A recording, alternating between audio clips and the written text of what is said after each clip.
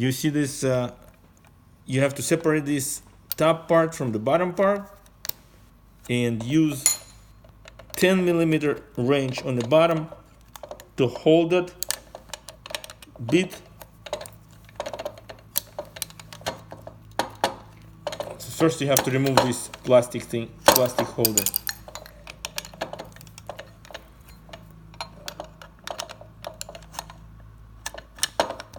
Between the bolt and the bit, and then unscrew this.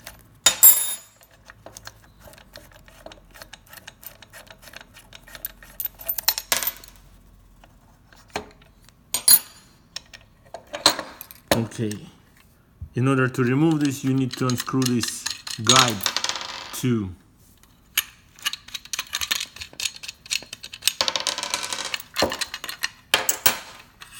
Okay, and do the same with the rest of it. Don't forget to remove this plastic holder. Separate the top part and the bottom.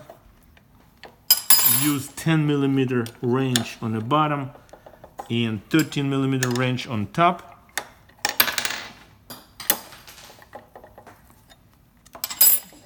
And then do the same with the other two.